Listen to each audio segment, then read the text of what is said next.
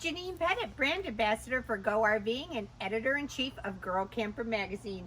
It is game day at the campground. Some of my seasonal neighbors are getting ready for the game.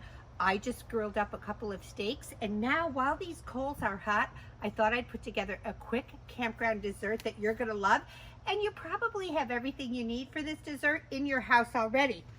Individual pineapple upside down cakes. I make them in old tuna cans, recycle, reuse, repurpose, everything. Everybody loves something when it's individual, when it's just for them, their own little personal pie. And this is a Pettit family favorite. So I'm gonna show you how to do it. I've got the cleaned out, empty tuna can right there. Just a box yellow cake mix it up according to the directions on the box.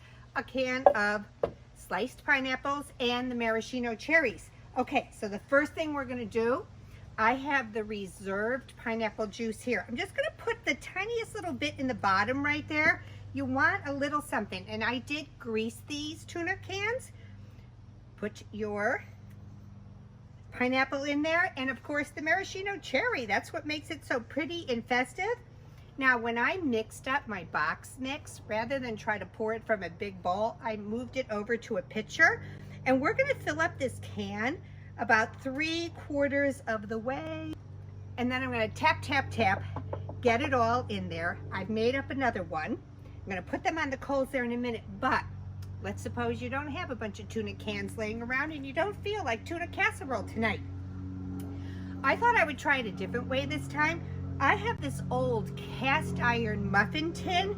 I don't even know how old this thing is. I've had it forever and I love it because it fits in my toaster oven. So I thought I would pull this out. Now, in order to use the muffin tin, I had to take our pineapple spears and I had to cut them down a little, and I got them in there. I got the maraschino cherry in there, and I'm just gonna put a little juice in each one of these. Get those in there. So this is a little experiment for me right now because I always make them in the tuna cans.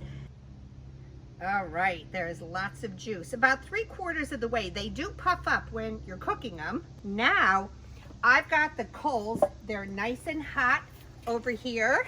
And I'm going to just put these on the grill. And the coals are spread out. I'm gonna put this closed halfway. We want a little airflow in there, but not too much. It's halfway closed. Let's check back in about 20 minutes and test. And you're gonna test it just like home. You're gonna test it with a toothpick. If it comes out clean, just like if you're cooking it at home in your oven, it's done. We'll be right back. I can smell these things, and it is time to check. You can't walk away from these things. You gotta wait for the smell. Woo, they smell so good. Comes out clean.